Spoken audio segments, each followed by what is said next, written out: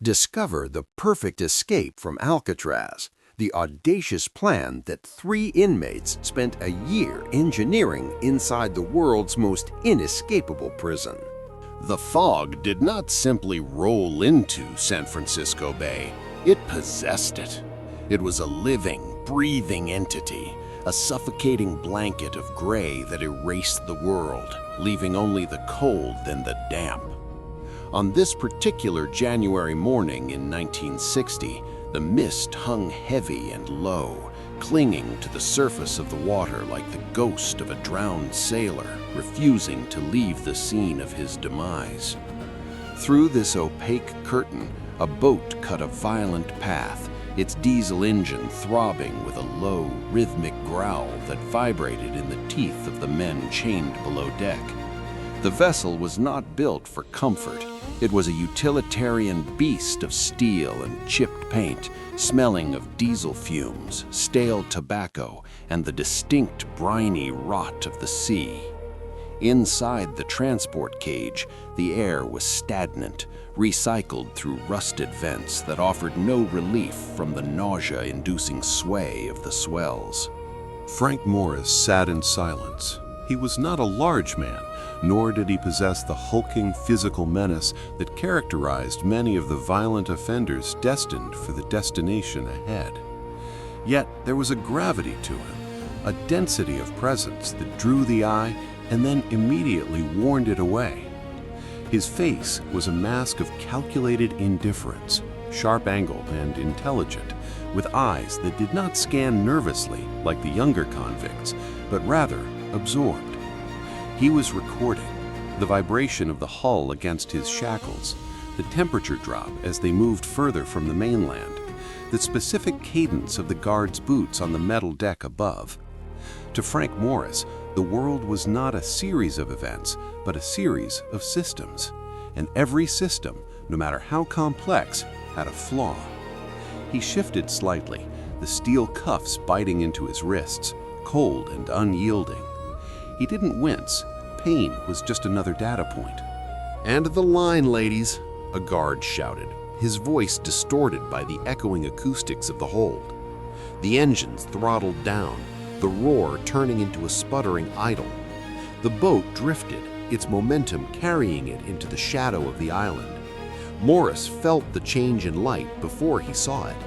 The gray of the fog deepened into the black of a mountain blocking out the sky. They were here, Alcatraz.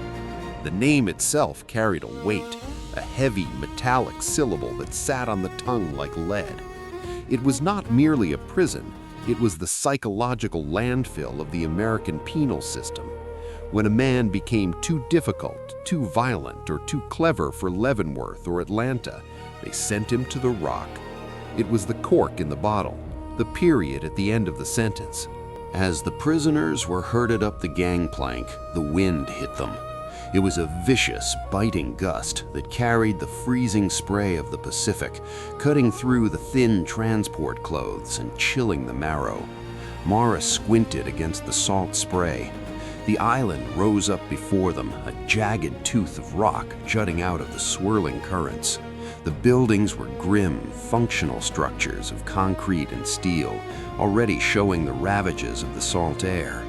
Rust bled down the sides of the walls like dried blood. The seagulls screamed overhead, diving and wheeling in the updrafts, their cries mocking the men who were trading the open world for a cage of 5 by 9 feet.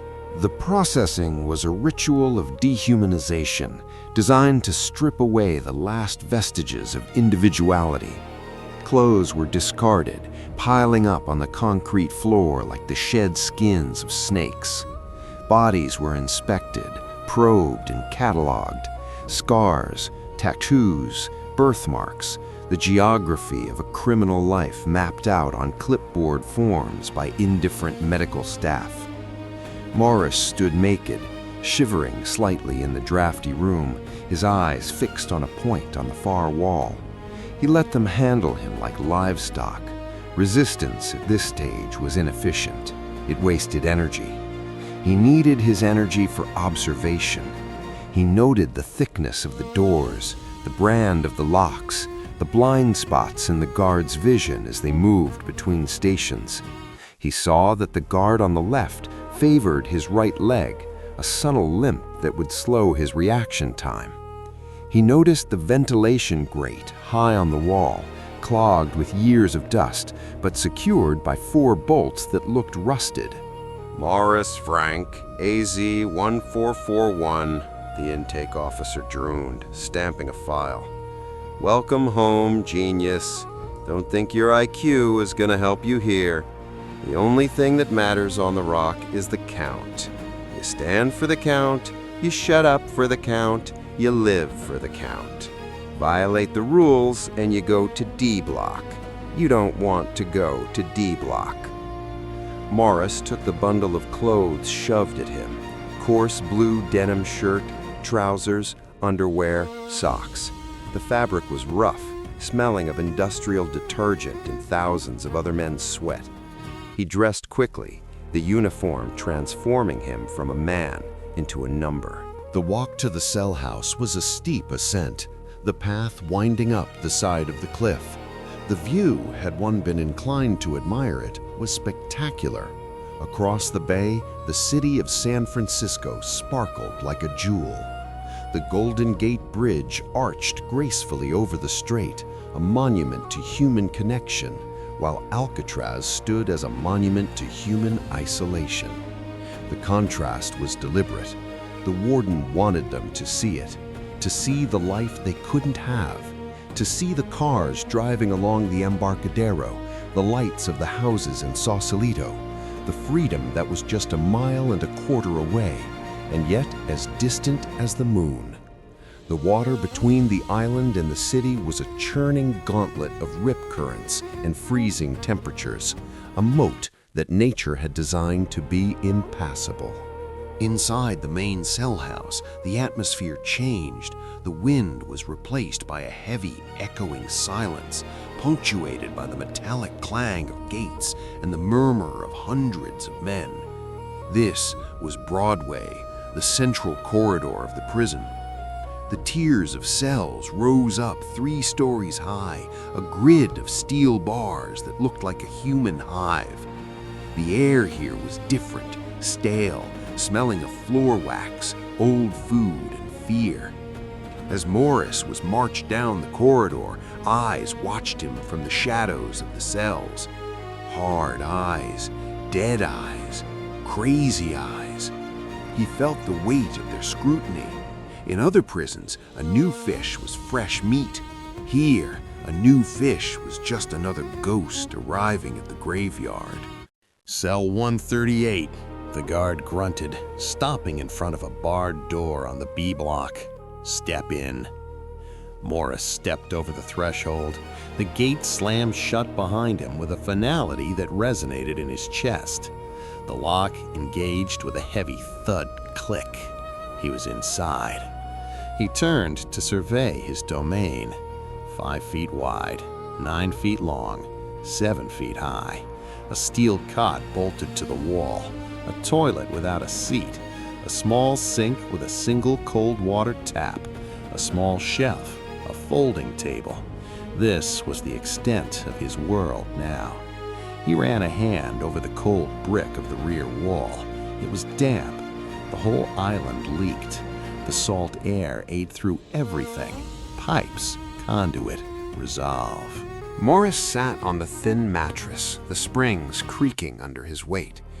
He looked at the small ventilation grill at the back of the cell, near the floor. It was about 6 inches by 10 inches, covered by a metal mesh.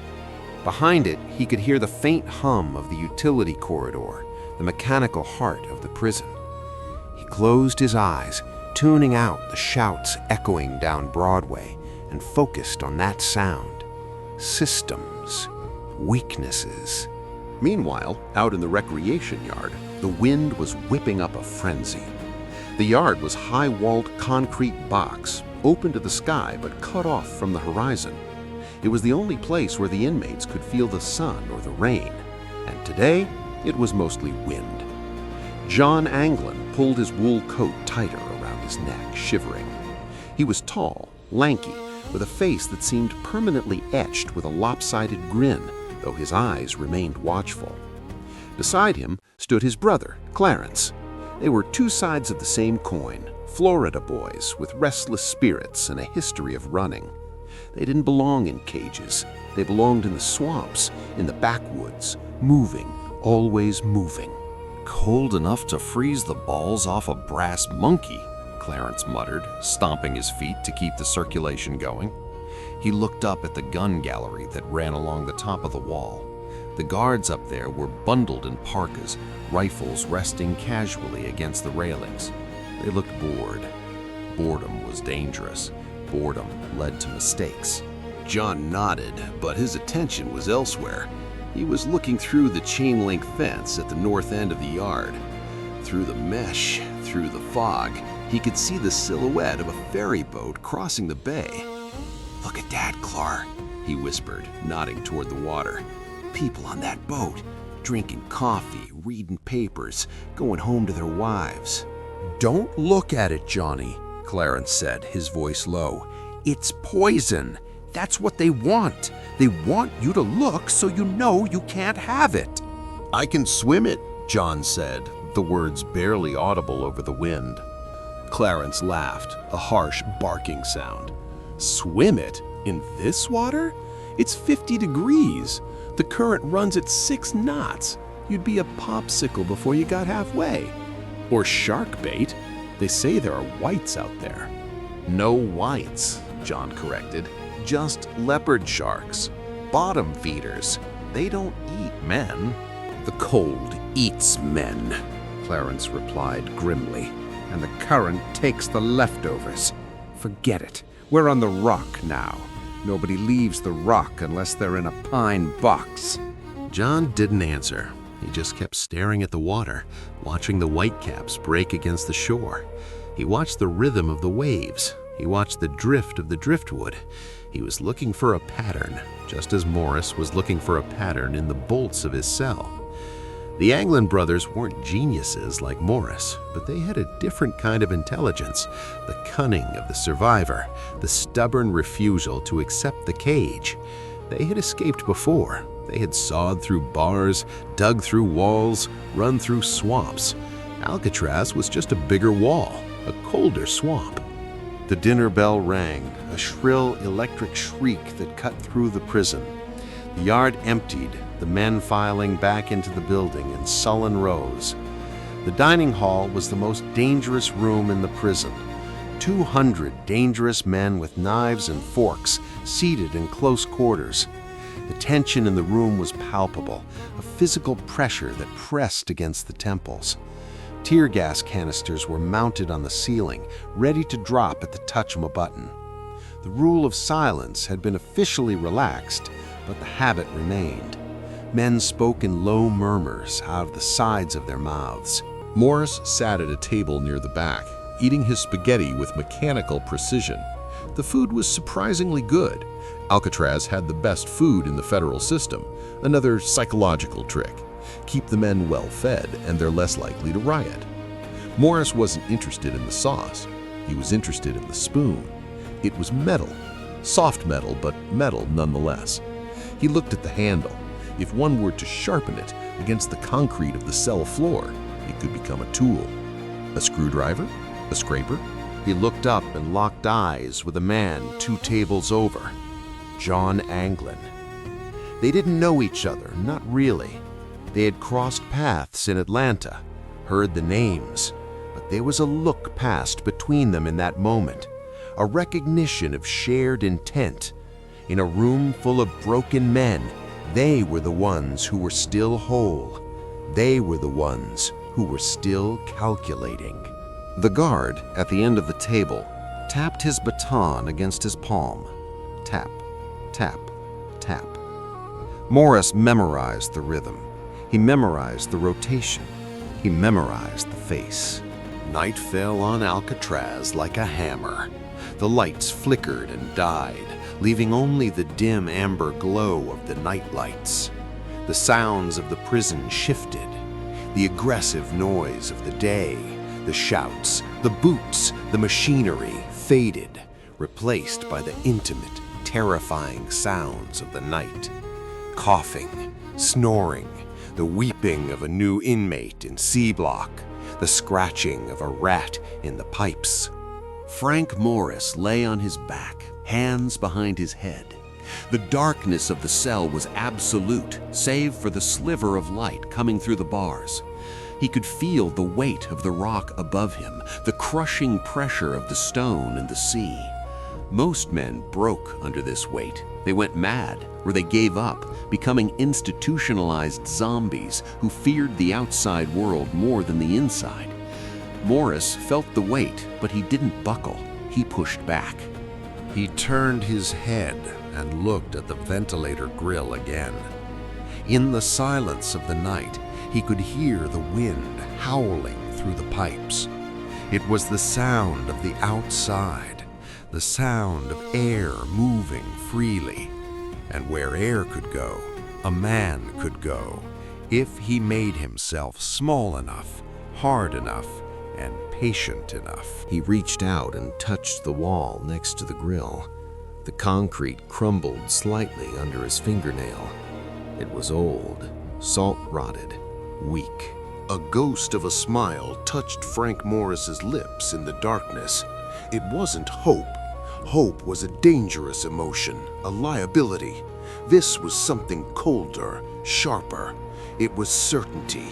The rock was built to keep men in, but it was built by men, and anything built by men could be taken apart by men.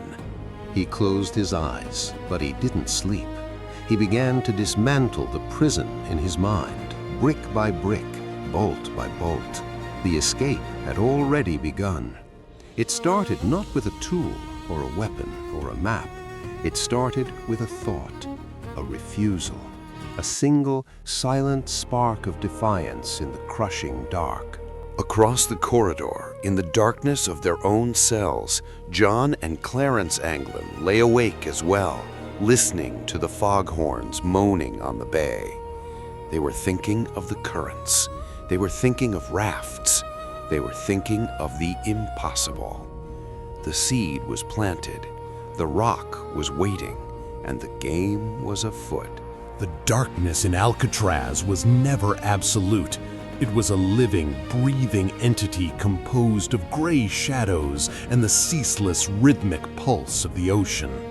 For Frank Morris, inmate AZ 1441, the night was not for sleeping, but for calculating. The cell, number 138 within the B block, was a concrete box that measured 5 feet by 9 feet, a coffin for the living designed to crush the spirit through sheer geometric oppression. But Morris possessed a mind that refused to be contained by geometry. While other men counted sheep or days left on their sentences, Morris counted structural anomalies. It was the dampness that first caught his attention. It wasn't just the ambient humidity of the San Francisco Bay. It was something more pervasive, a weeping sickness within the walls themselves. The prison, built to be the ultimate fortress, carried the seeds of its own destruction within its veins. For decades, the plumbing system had utilized salt water from the bay for flushing toilets and general sanitation. It was a cost-saving measure from a bygone era, but salt is a patient conqueror. It eats iron, it degrades stone, and it respects no authority. Morris lay on his cot, the thin mattress offering little defense against the steel frame, his eyes fixed on the ventilation grill at the rear of the cell. It was a small rectangular maw, 6 by 9 inches, covered by a metal grate that had been painted over so many times the layers looked like scar tissue. A draft, cold and smelling of brine and diesel, hissed through it. He sat up, the movement silent, practiced. In his hand, he palmed a metal spoon, stolen from the mess hall days prior. It was a mundane object, tarnished and bent, but in this context, it was a geological survey tool. He slid off the cot, the cold concrete floor biting into his bare feet. The prison was asleep, breathing in the rattling snores of criminals and the heavy boots of the patrolling guards. The rhythm of the patrols was etched into his brain. He knew he had exactly 7 minutes before the next pass. He crouched by the vent. The wall here was discolored, a darker shade of gray where the moisture had wicked through the paint. Morris brought the handle of the spoon to the edge of the ventilation hole. He expected resistance. Concrete is stone after all. But as he applied the slightest pressure, digging the metal into the rim where the grill met the wall, a miracle occurred. It didn't clink, it crunched. A small chunk of the wall, no larger than a pebble, detached itself and fell into his hand. It wasn't hard stone, it was granular, friable, weakened by years of saline exposure. The salt water had corroded the pipes, leaked into the surrounding masonry, and turned the formidable concrete into something akin to hard chalk. Morris stared at the gray dust in his palm, his heart hammering against his ribs like a trapped bird. This wasn't just decay, it was a door. The realization hit him with the force of a physical blow. The invincibility of the rock was a lie. It was a rotting facade. If he could widen this hole, if he could chip away enough of this compromised concrete, he could access the utility corridor that ran behind the cells, a dark, chaotic artery of pipes and ducts that led upwards to the fan loft and eventually to the roof. But he couldn't do it alone. The sheer mechanics of the operation, the lookouts, the digging, the manufacturing of dummy heads to fool the guards during counts, the construction of a raft, required a team. Not just any men, but men with a specific set of skills and, more importantly, the psychological constitution to stare death in the face and not blink. He needed distinct traits, patience, mechanical aptitude, and a hatred for the cage that matched his own. His mind turned to the Anglin brothers, John and Clarence. He had watched them in the yard, observed their movements in the chow hall. They were Georgia boys, bank robbers who treated incarceration not as a penance, but as an occupational hazard. They were quiet, resourceful, and possessed a familial bond that was unbreakable. They didn't posture like the city gangsters. They were practical men who knew how to fix engines and swim in currents. And then there was Alan West, a man in the adjacent cell who had the run of the block as a cleaner, a man who knew the rhythms of the prison better than the warden. Morris spent the next week stress testing his theory. Every night, 7 minutes at a time, he chipped away. He collected the dust in his pockets and flushed it down the toilet in the morning. He used a paste made from soap and toilet paper to conceal his work, painting over it with kits stolen from the art supplies. The hole grew, millimeter by agonizing millimeter, and with it, the plan solidified. The recruitment began not with a formal meeting, but with the subtle dance of prison communication. It was the music hour that provided the cover. Between 6 p.m. and 7 p.m., inmates were allowed to play instruments. The cacophony was maddening to the guards, a dissonance of saxophones, guitars, and harmonicas echoing off the steel tiers. But to Morris, it was a sonic shield. He found John Anglin sitting on his bunk, strumming a beat-up acoustic guitar. The air was thick with the sound of a dozen different songs fighting for dominance. Morris leaned against the bars, his face in shadow. "The concrete," Morris whispered, his voice low, cutting under the twang of the guitar strings. "It's rotten, John. The salt ate it." John didn't stop playing. His rhythm didn't falter. He just looked up, his eyes narrowing slightly. "How bad?" John asked, his lips barely moving. "Bad enough to dig through with a spoon," Morris replied. "I need you and Clarence. We can get to the corridor. From there, the roof." John strummed a final chord, letting it ring out. "Tonight," John said. "Pass the word to West." The conspiracy tightened like a noose. Messages were passed in library books, slipped between pages of legal statutes and escapist novels. Glances were exchanged over trays of watery stew. Trust in Alcatraz was a currency more valuable than money and far more volatile. One snitch, one slip of the tongue, and they would be thrown into the hole, or worse. But the desperation for freedom acted as a binding agent. West was in. He had seen the same rot in his own cell.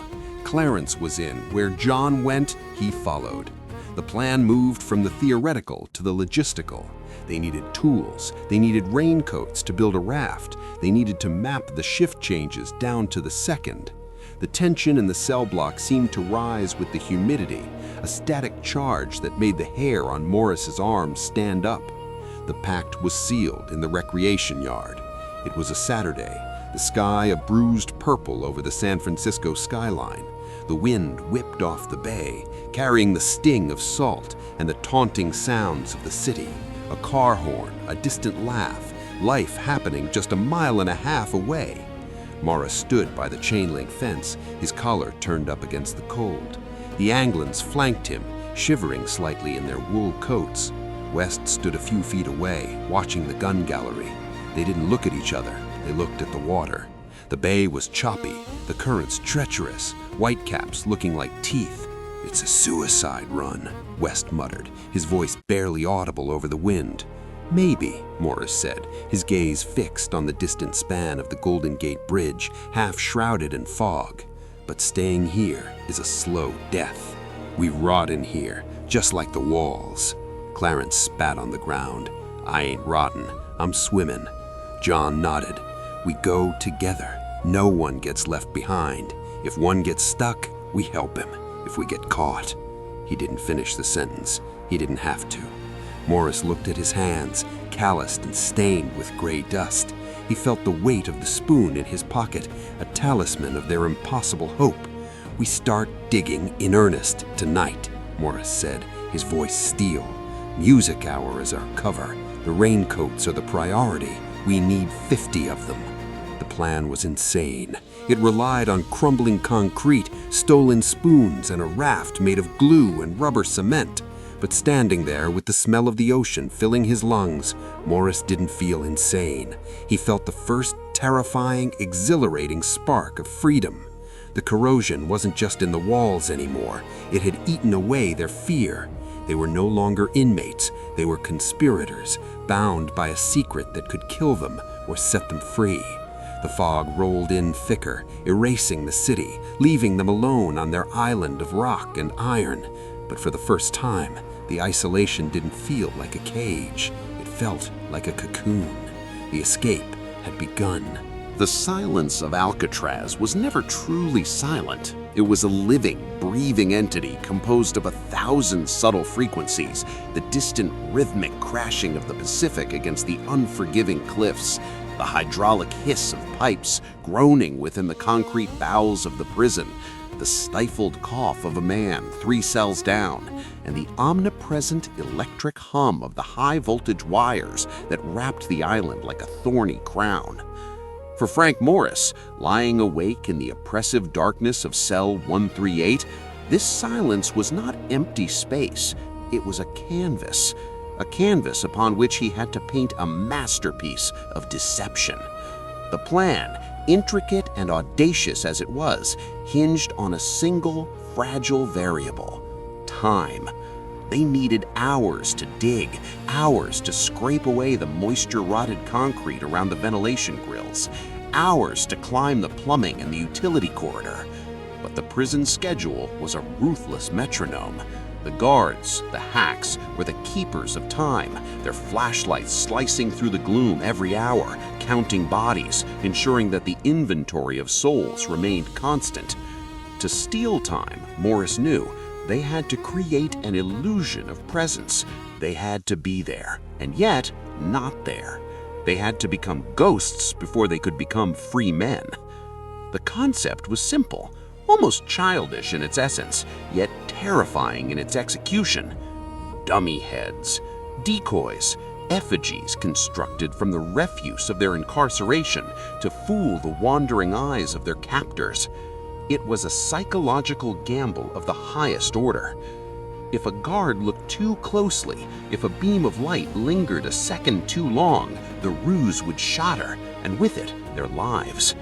But if they succeeded, they would achieve a form of bilocation, sleeping in their beds while simultaneously clawing their way toward freedom.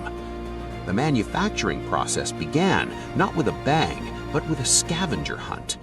It required a level of patience that would have broken lesser men. Morris, along with the Anglin brothers, John and Clarence, and Alan West, turned their cells into secret workshops, operating under the very noses of the guards. The base material was a testament to prison ingenuity, a grotesque slurry of soap and toilet paper. It started in the showers and the wash basins. They would hoard bars of standard-issue prison soap, a harsh, alkaline substance that smelled of disinfectant and misery. Back in the cells, hidden behind the shield of a book or a raised blanket, they would grate the soap into fine shavings using stolen spoons sharpened against the floor. This powder was then mixed with water and toilet paper, reams of it, stolen roll by roll, sheet by sheet, to create a pliable, grayish dough. It was a disgusting medium, cold and clammy to the touch, smelling faintly of wet dog and chemicals, but it held its shape. John Anglin proved to be the most gifted sculptor among them. He possessed an innate understanding of anatomy that seemed incongruous with his rough, criminal exterior. Sitting cross-legged on his bunk, his hands moving with delicate precision, he would mold the amorphous blobs of paste into the semblance of a human skull. He worked by feel as much as by sight, his fingers tracing the ridges of the brow, the hollows of the eye sockets, the bridge of the nose. He wasn't just making a ball, he was recreating his own visage. He would press his own face to feel the bone structure, then transfer that tactile memory to the wet lump in his lap. The concrete dust was the secret ingredient. Scraped from the crumbling walls of the utility corridor during their digging shifts, the dust acted as a binder and a texturizer, giving the soap-paper mixture a stone-like rigidity as it dried. Then came the hair. This was the detail that would bridge the uncanny valley, the element that would transform a painted sculpture into a sleeping man. You couldn't fake hair with paint. It needed texture, volume, the way it caught the light. They needed real human hair. The prison barbershop was the source. It was a place of vulnerability, where men sat with towels around their necks, exposed. But for the conspirators, it was a harvest ground. Working shifts or waiting for cuts, they would sweep the floor, their eyes scanning the debris for locks that matched their own. It was a macabre collection. They would slide handfuls of hair into their pockets, into their socks, risking a shakedown every time they left the room. Back in the cells, the application process was tedious and maddening. They couldn't just glue a clump on top. It had to look grown. They would take small tufts of hair, dip the ends in clear glue stolen from the glove shop or a makeshift adhesive made from dissolved soap, and insert them into the drying paste of the head. Strand by strand, tuft by tuft, they recreated their hairlines, the way the hair swirled at the crown, the way it fell over the years. Clarence Anglin spent 3 nights just on the eyebrows of his decoy, ensuring the arch was identical to his own. The result was terrifyingly realistic. In the harsh light of day, they looked like death masks, staring with blank, painted eyes. But in the cell, placed on a pillow with a blanket pulled up to the chin, they were indistinguishable from the men who made them. The first night they tested the heads was a crucible of nerves. It was a Tuesday, a night when the fog rolled in heavy through the Golden Gate, dampening sound and spirit. Morris signaled the start. He arranged his dummy, whom he had jokingly named Alcatraz, on the pillow. He fluffed the cotton casing, creating a depression that suggested the weight of a skull. He placed the head carefully, turning it slightly toward the wall, the most natural sleeping position. Then he arranged the blankets. This was an art form in itself. He bunched the wool to simulate the curve of a shoulder, the length of a torso, the bend of a knee. He stepped back. From the bars, it looked like Frank Morris was deep in slumber. But Frank Morris was actually sliding the grate off his ventilation shaft, preparing to squeeze into the dark void behind the wall. The guard that night was a man named Trelawney, known for his erratic pacing and his sharp, probing flashlight. Morris, hidden in the utility corridor, pressed his ear against the cold concrete, listening. He could hear the heavy thud of Trelawney's boots. Clack, clack, clack. The steps grew louder. They stopped in front of cell 138. Silence. Morris held his breath, his heart hammering against his ribs like a trapped bird. In the cell, the beam of Trelawney's flashlight cut through the darkness. It swept over the toilet, the small table, and landed on the bunk. The light crawled up the blanket, over the simulated shoulder, and rested on the back of the dummy head.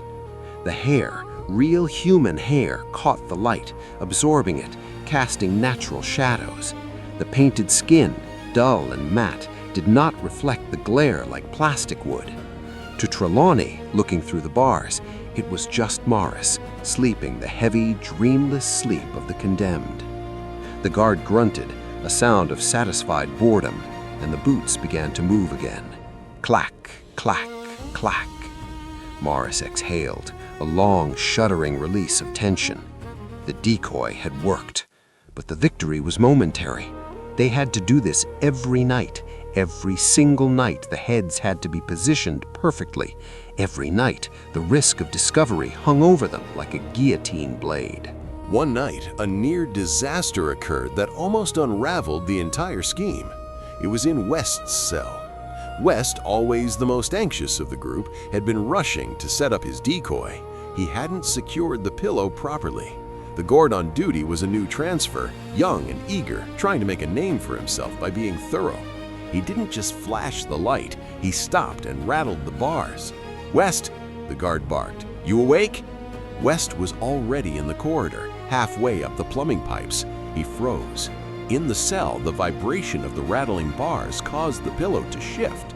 The dummy head balanced precariously, rolled slightly.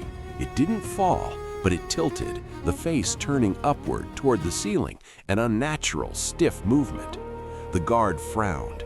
He shone his light directly onto the face. The painted eyes stared blindly at the ceiling.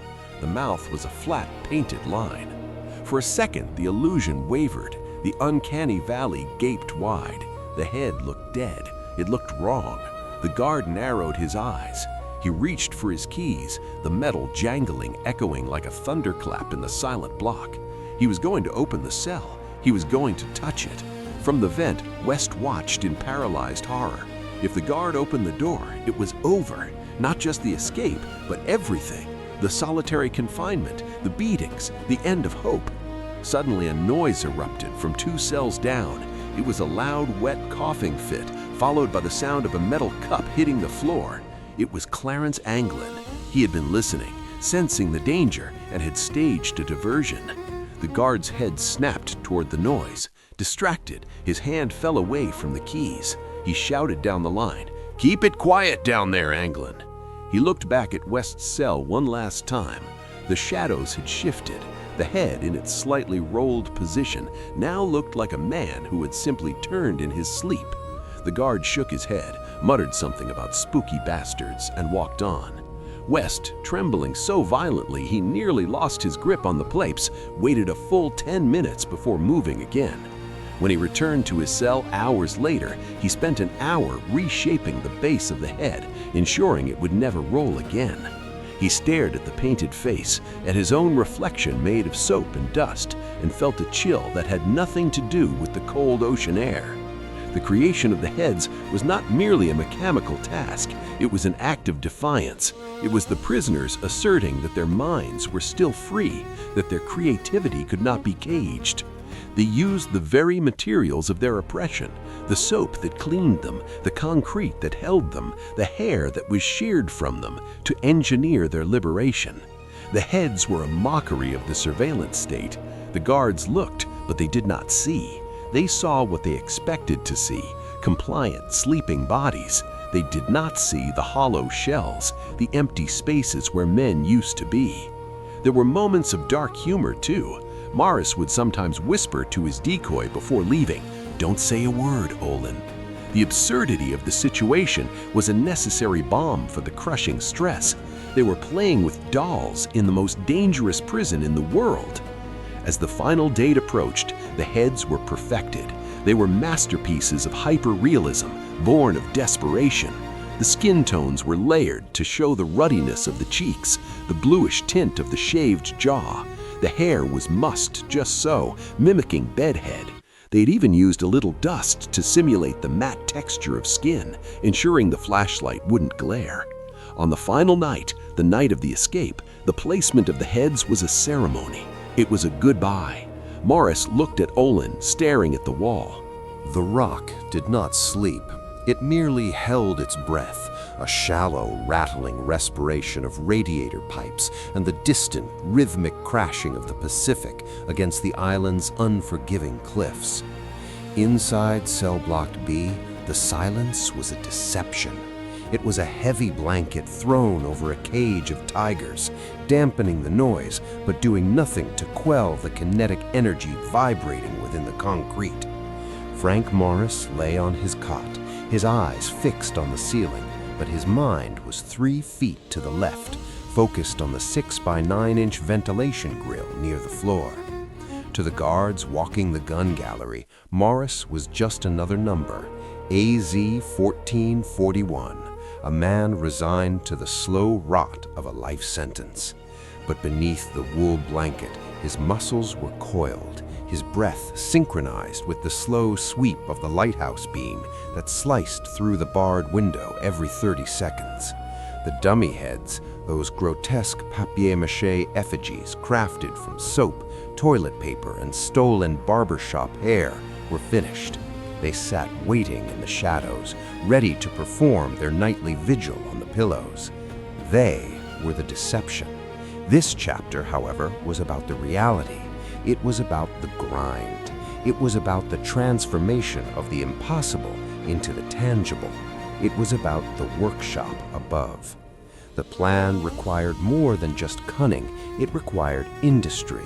It demanded a level of engineering that would have been impressive in a fully equipped machine shop. But here, in the heart of America's most secure penitentiary, it was nothing short of miraculous. The first obstacle was the concrete itself.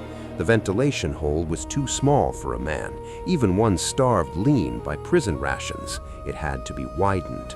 And to widen concrete without a jackhammer, one needed patience and steel.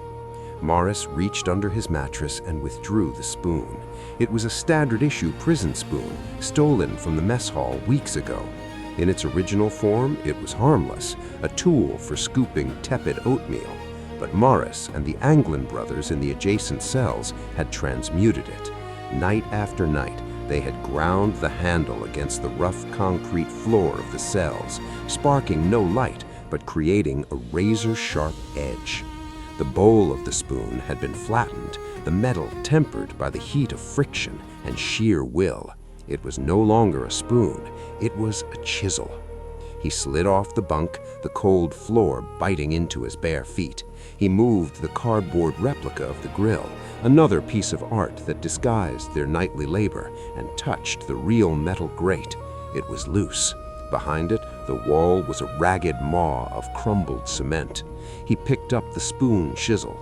The work was grueling. It was a game of millimeters.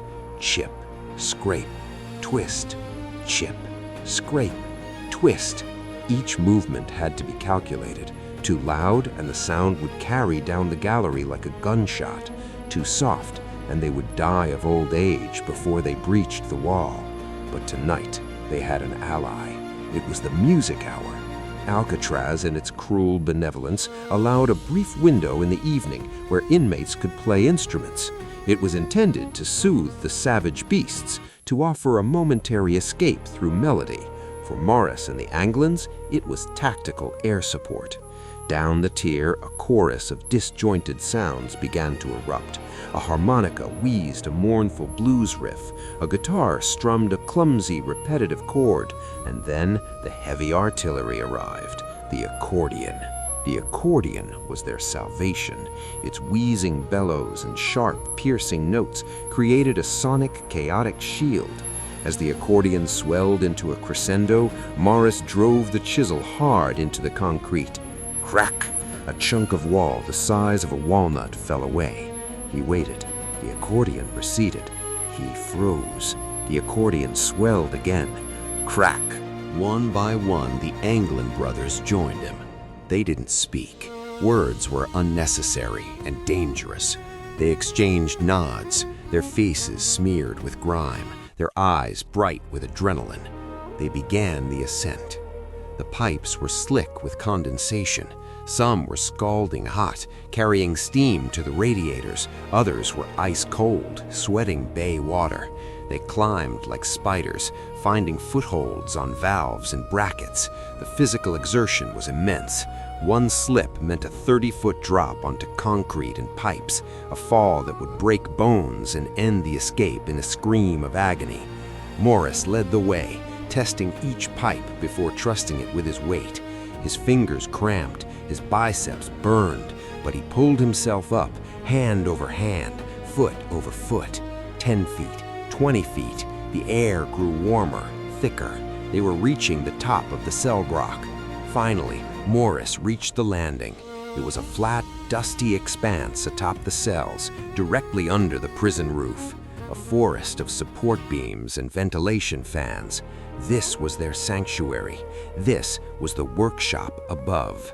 They had created a space here, a hidden alcove shielded from the view of the gun galleries by the bulk of the ventilation machinery. A single bare bulb, spliced into the prison's grid, cast a harsh yellow light over their operation.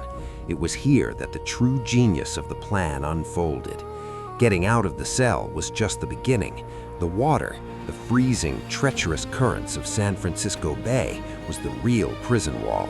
To survive it, they needed a vessel. Over the past months, they had engaged in a campaign of strategic theft that was staggering in its scale. The target, standard-issue prison raincoats, rubberized cotton, stiff, heavy, and ugly. They lay in a pile in the corner of the workshop, 50 of them. 50 raincoats, stolen one by one, smuggled out of the clothing exchange, hidden inside pant legs, passed like contraband notes in class.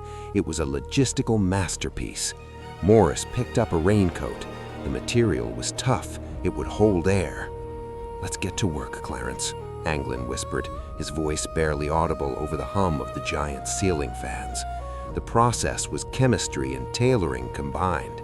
They had no needle and thread that could pierce this rubber effectively, and stitching alone wouldn't be airtight.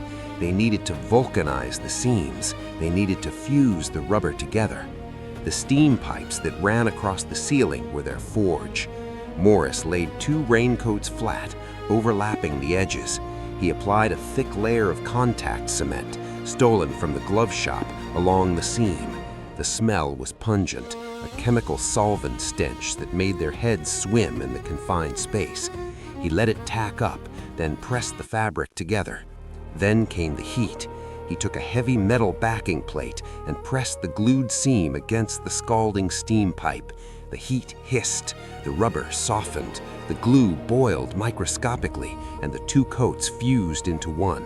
It was slow, painstaking work, inch by inch, seam by seam. They were building a raft, a 6 by 14-foot inflatable raft. The design was based on articles Morris had read in Popular Mechanics, stored away in the library of his mind. They fashioned pontoons by sewing sleeves into the rubber and inflating them. They built wooden paddles from scrap lumber found in the workshop. They even crafted life preservers, smaller versions of the raft, intended to keep them afloat if the main vessel failed. For hours, they worked in the rhythmic trance of assembly. The heat under the roof was oppressive. Sweat dripped from their noses, mingling with the dust and glue on the rubber. Their hands were raw, stained black with adhesive, but they didn't stop. Suddenly, the rhythm broke. A noise. The fog did not simply arrive that evening. It possessed the island. It rolled in from the Pacific like a silent, suffocating tide, a thick, nebulous wall of gray that swallowed the Golden Gate Bridge first, then the bay, and finally, the rock itself. By the time the 9:30 p.m. head count was underway, the world beyond the prison walls had ceased to exist. There was only the damp, salt-heavy air, the rhythmic sweeping of the lighthouse beam cutting through the mist like a fractured blade. and the stone-cold reality of B-block. Inside the cells, the air was heavy, charged with a static tension that made the hairs on Frank Morris's arms stand erect. This was not the usual prison anxiety, the low-level hum of violence and boredom that permeated Alcatraz. This was the precipice. This was the event horizon. Frank Morris lay on his cot, his eyes fixed on the ceiling, but his mind was tracing the blueprint of the next 6 hours. Every breath he took felt measured, rationed. He listened to the guards' footsteps, the heavy rhythmic clacking of leather soles on polished concrete. Clack, clack, clack. Pause. Clack. It was the heartbeat of the beast they were about to dissect. He knew the rhythm better than he knew the sound of his own pulse. Tonight, that rhythm was the enemy. Beside him, on the small shelf, lay the accordion, his cover, his excuse for noise, now silent. Underneath the cot, the raft, a patchwork Frankenstein of stolen raincoats and contact cement, folded with the care of a parachute. It smelled of rubber and glue, a pungent chemical scent that he prayed the guards wouldn't notice over the smell of floor wax and unwashed bodies. In the cell adjacent, John Anglin was going through his own silent liturgy. He was touching the dummy head. The creation was grotesque in the daylight, a mixture of soap, concrete dust, and stolen paint, topped with real human hair gathered from the barbershop floor. But in the shadows of the cell, under the dim nightlight, it was terrifyingly realistic. John ran his thumb over the cheek of the decoy. He had named it. It was his ghost, the version of him that would stay behind to serve the rest of his sentence while the real John vanished into the mist. He placed it carefully on the pillow, arranging the blankets to simulate the curve of a sleeping shoulder. He stepped back. It looked like a man. It looked like him. A shiver of superstition ran down his spine. He was effectively staging his own death scene. Across the corridor, Clarence Anglin was already dressed. He wore the clothes they had modified, pants sewn to seal against the cold water, shirts layered. He sat on the floor, his back against the cold steel of the cell wall, his eyes closed. He was visualizing the climb, the pipes, the fan, the roof. He played the movie in his mind over and over, looking for the glitch, the mistake, the loose screw. He forced his breathing to slow down. Inhale for 4. Hold for 4. Exhale for 4. The adrenaline was a drug, sharp and metallic in his mouth. He needed to control it, or it would make him clumsy, and clumsy meant death. But the linchpin of the operation, the man whose cell provided the critical access point, was Alan West, and Alan West was in trouble. West stood in the center of his cell, staring at the ventilation grille at the back wall. His hands were trembling, not from fear, but from a frantic, suppressed rage. During the months of preparation, the widening of the vent had been the most arduous task. Hours of scraping with sharpened spoons, chipping away the salt-rotted concrete, hiding the debris in pants cuffs and scattering it in the yard. "We can't get it from this side," Morris said, his voice cold, analytical. "Not without a sledgehammer, and if we make that much noise, we're all dead." Inside the cell, Alan West was losing his mind. He had abandoned caution. He was kicking the wall. He was gouging at the cement with his fingernails until they bled. He grabbed a glass from his sink and smashed the bottom, using the shard to dig. He was sobbing now, soft, heaving gasps of pure frustration. He could hear them on the other side. He could hear their breathing. He was so close. He was inches away. "Guys," West whispered, pressing his forehead against the cold metal of the drill. "Guys, wait, please, I almost have it." Morris looked at his watch. 9:45 p.m. They were already behind schedule. The tide tables he had memorized dictated that they needed to hit the water by 10:30 to catch the outgoing current. If they missed it, the bay would just push them back into the rocks or sweep them out to sea to drown. "Alan," Morris said, "we have the tide. We have to go." No, wait, just give me a minute." West's voice rose in pitch. "We don't have a minute," Clarence whispered, his voice trembling. He looked at his brother, then at Morris. The choice hung in the air, heavy and toxic. Loyalty versus survival. To wait was suicide for the group. To leave was a betrayal that would haunt them forever. Morris made the call. He was the architect. He had to be the executioner. "We're going, Alan. We can't wait." Frank, please!" Morris turned away from the vent. He couldn't look at the mesh anymore. He couldn't listen to the begging. He looked at the Anglins. Up, now. John hesitated. He looked back at the vent one last time. "I'm sorry, Alan," he whispered. Then the three men turned their backs on their friend. They began the climb. The ascent up the utility corridor was a physical ordeal that demanded every ounce of their strength. The plumbing stack was a vertical maze of cast iron pipes, valves, and brackets. They climbed hand over hand, finding footholds on valve wheels and pipe joints. The metal was cold and slippery with condensation. Morris went first, testing each hold. The raft, strapped to his back, was heavy and awkward, catching on protruding bolts. 30 feet up, the air grew warmer as they neared the roof, the heat rising from the cell block below. The sounds of the prison, the snoring, the toilets flushing, the distant footsteps faded into a dull hum, replaced by the creaking of the pipes and their own labored breathing. Morris reached the top landing. Here, the corridor opened up into a crawl space beneath the roof. He pulled himself up, his muscles burning. He turned and helped John, then Clarence.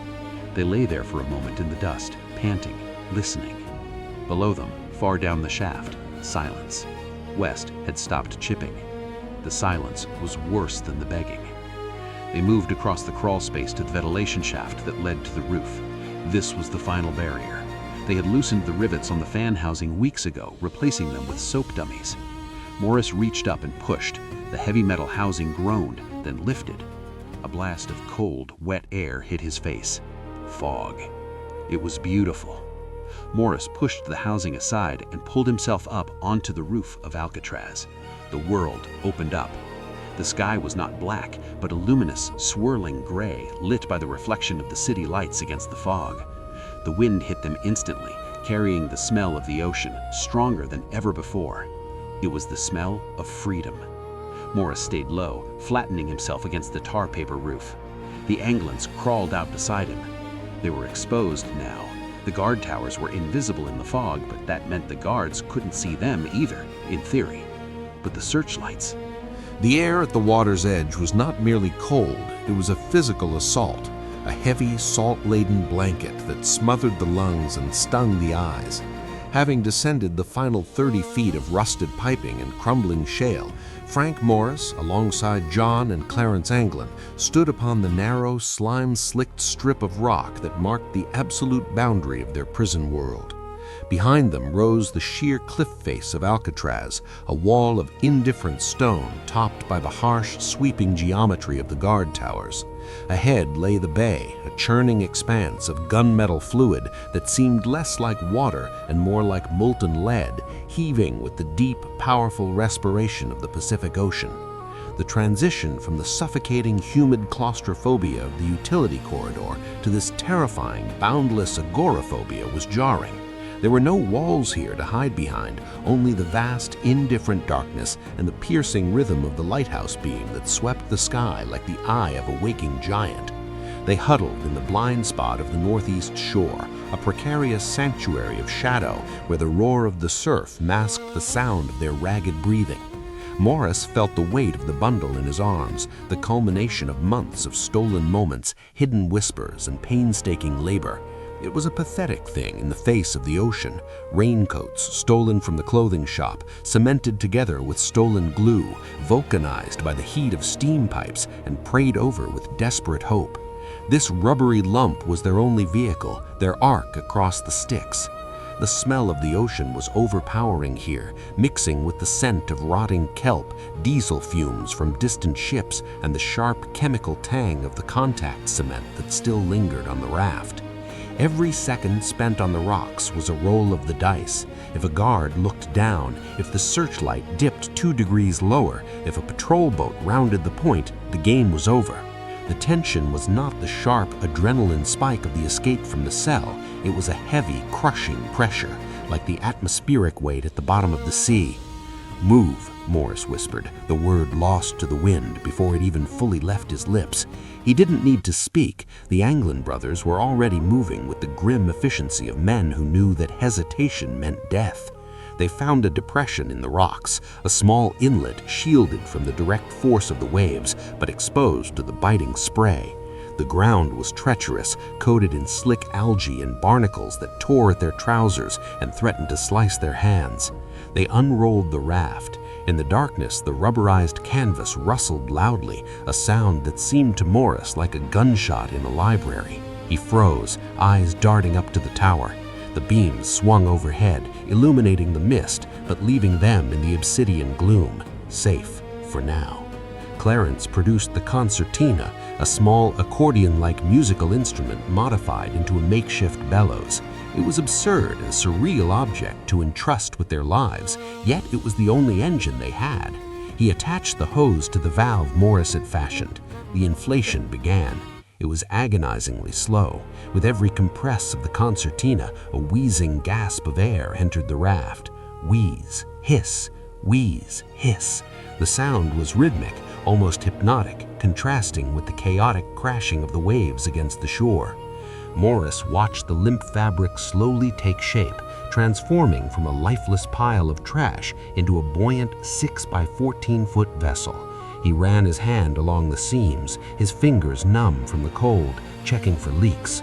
The vulcanization held. The stitches, reinforced with glue, were tight. It was a miracle of engineering born of desperation.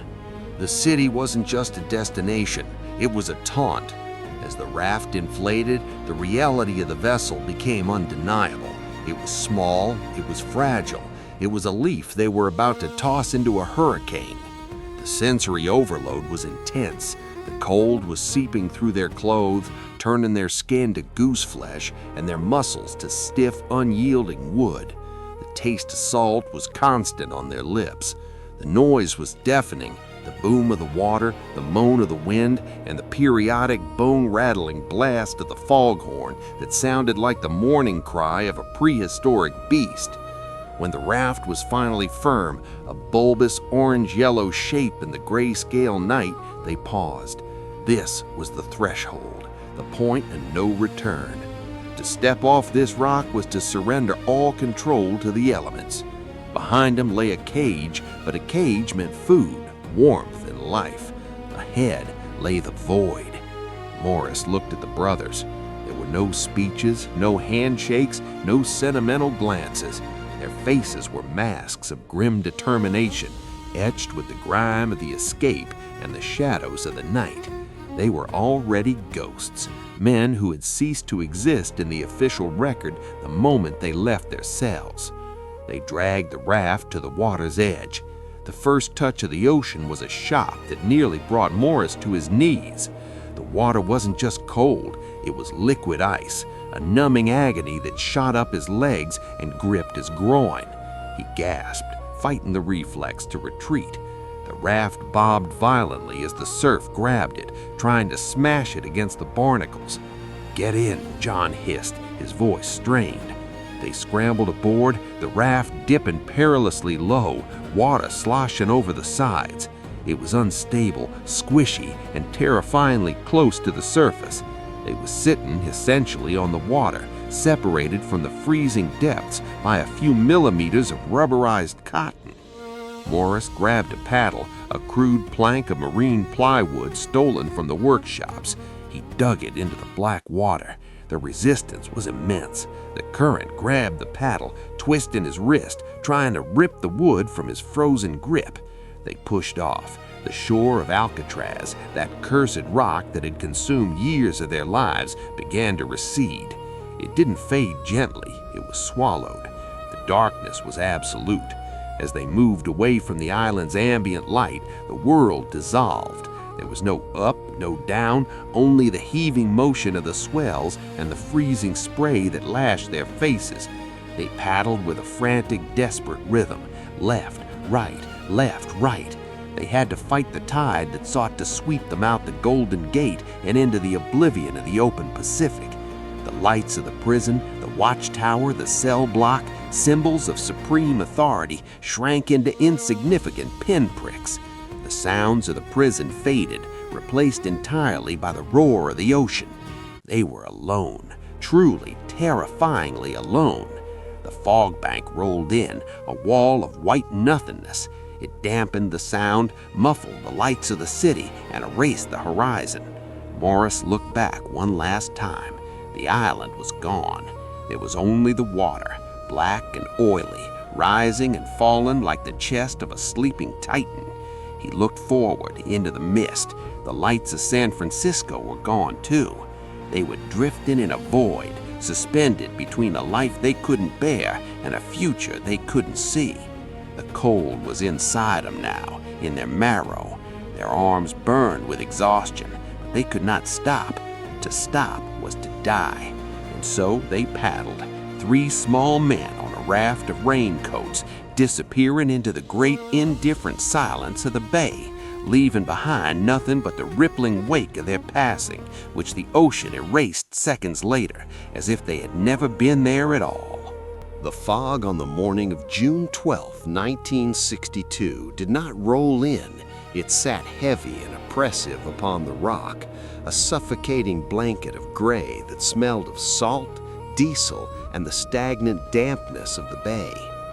Inside the cell house, the air was cold, recycled through the lungs of 300 hardened men and the labyrinthine ventilation systems of a dying fortress.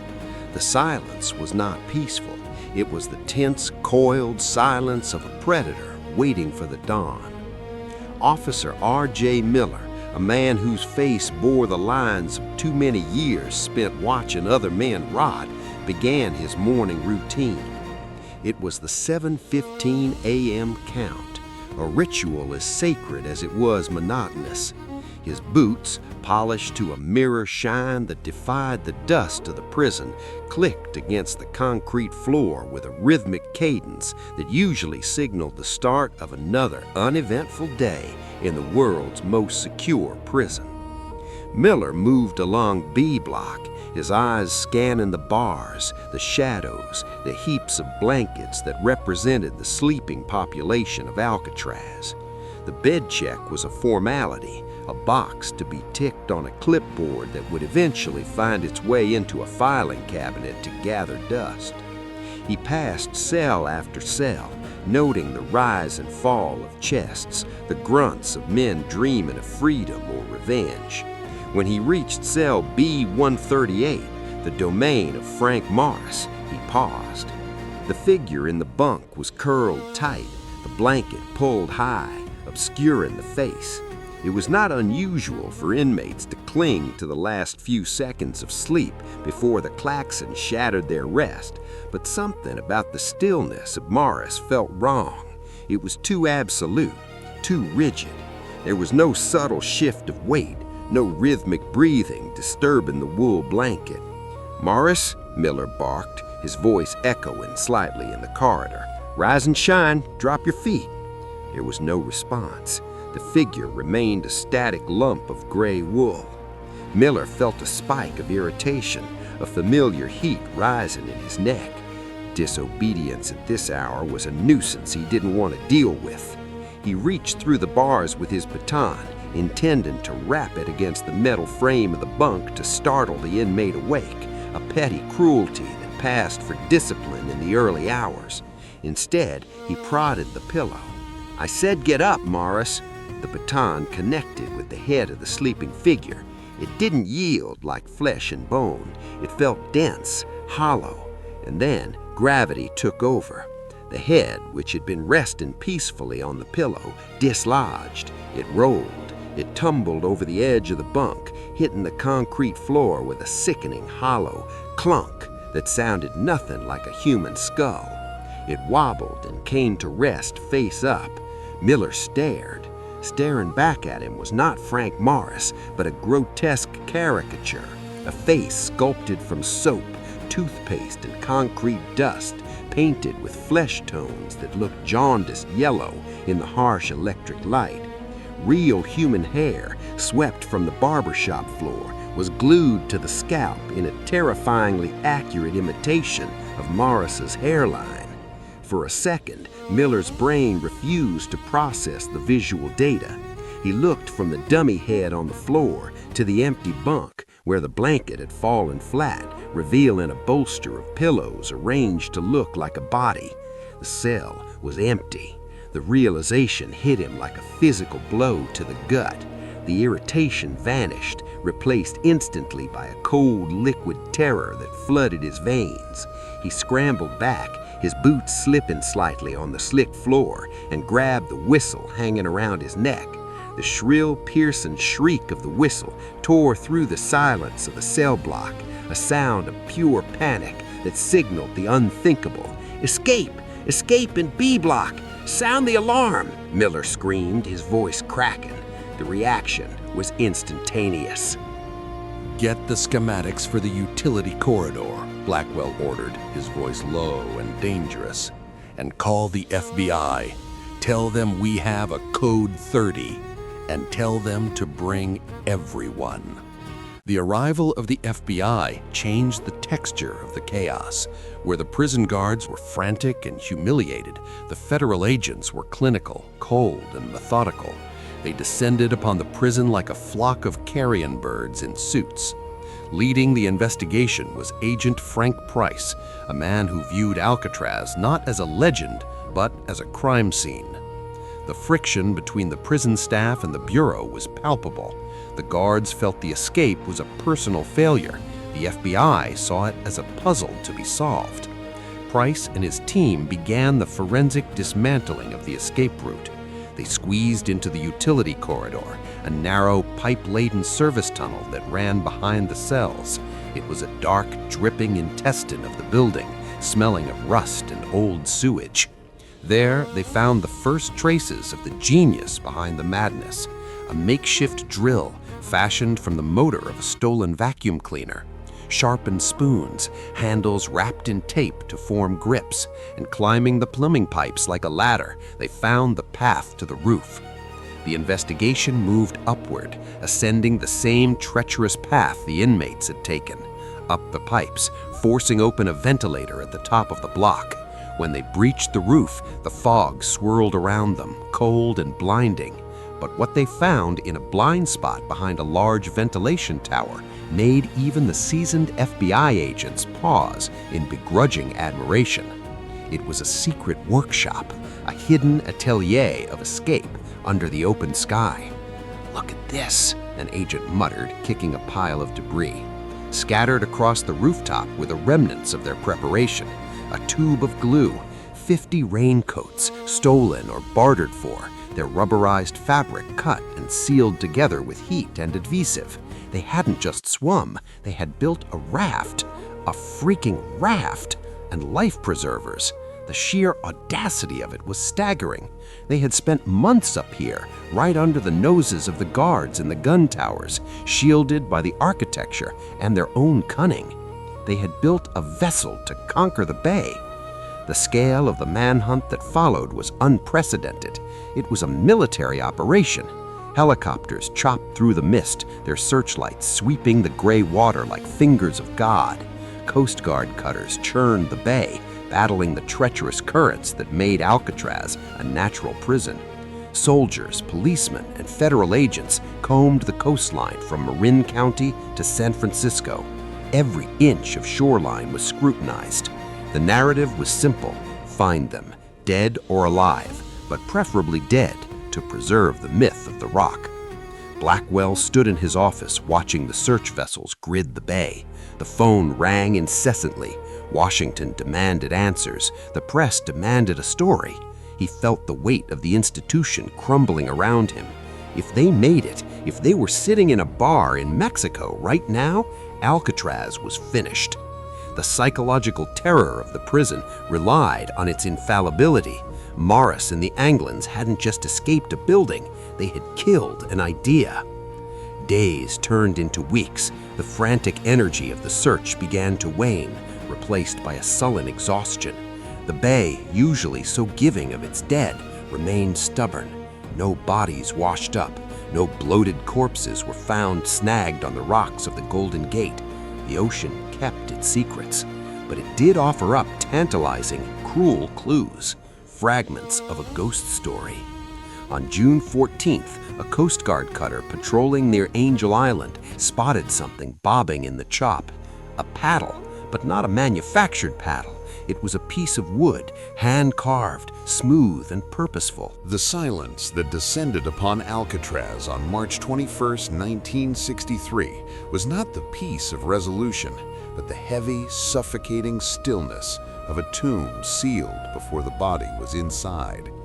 The last 27 prisoners marched out in single file, their shackles clinking a mournful rhythm against the concrete, a sound that would echo into history.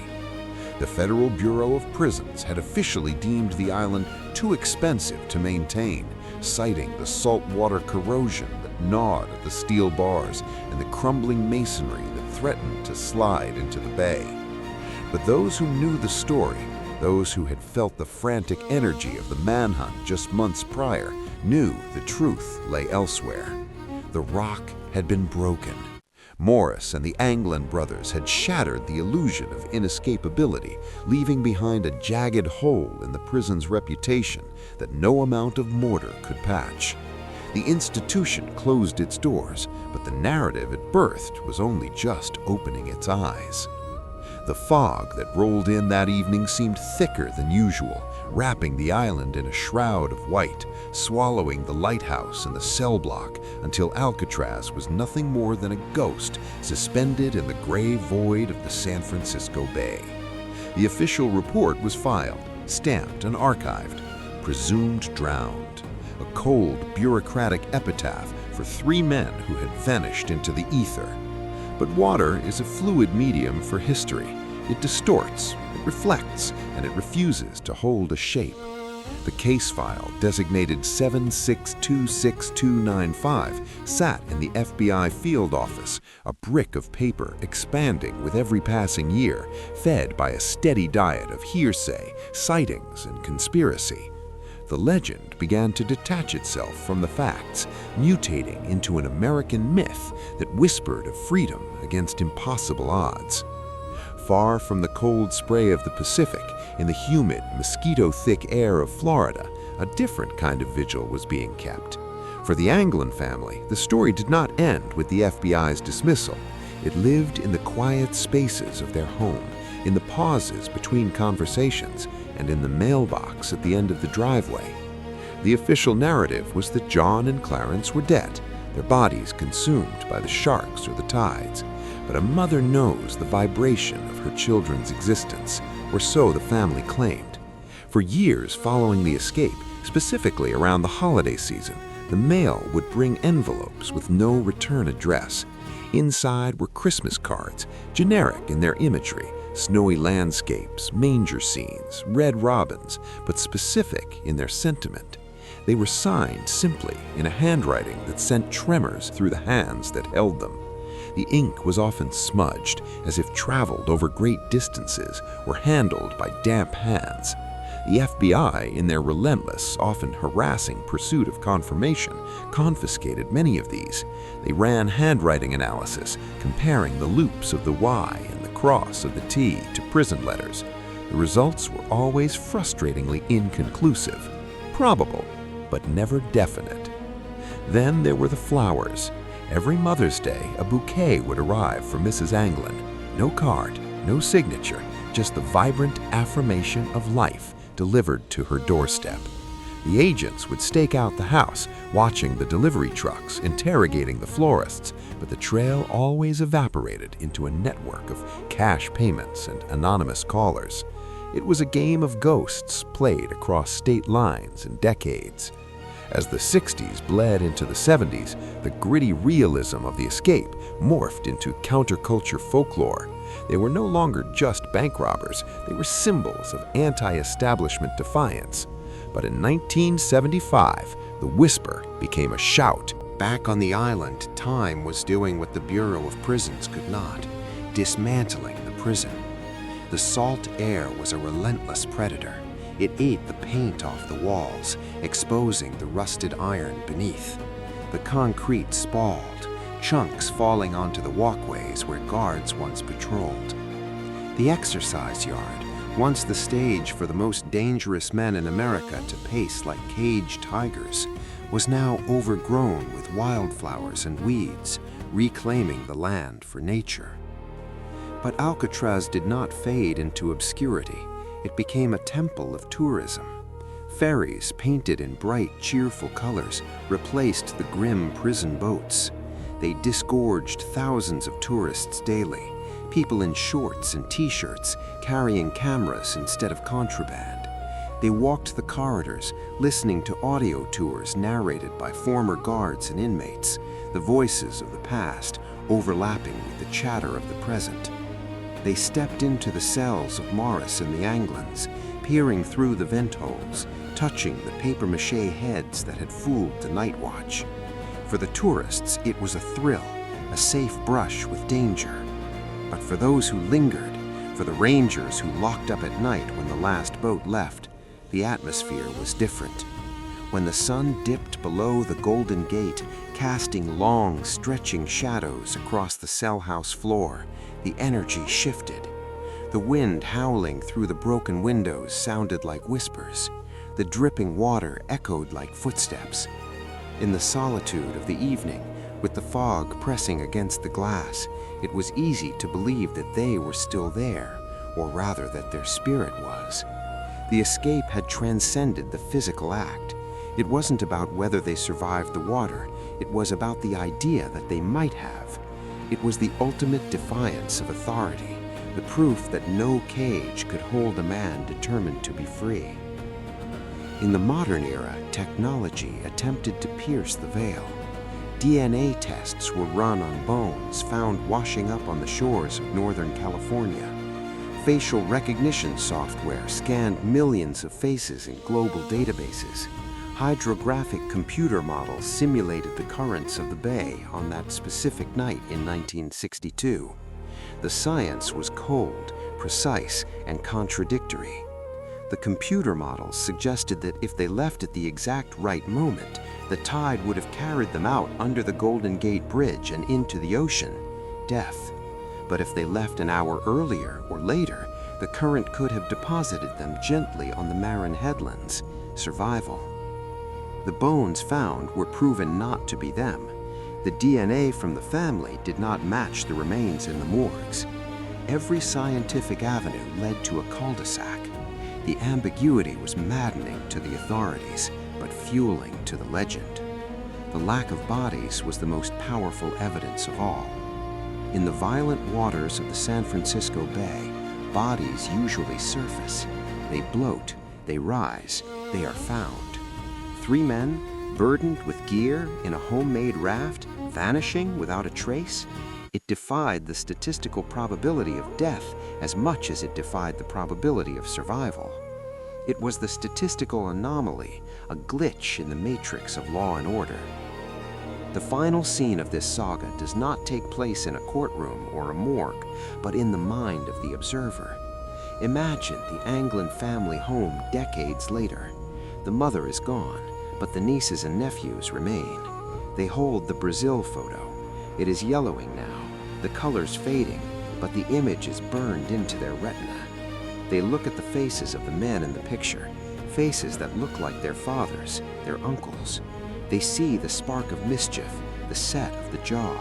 They choose to believe, not out of naivety, but out of necessity. The alternative, that they died cold, terrified and alone in the black water, is too heavy.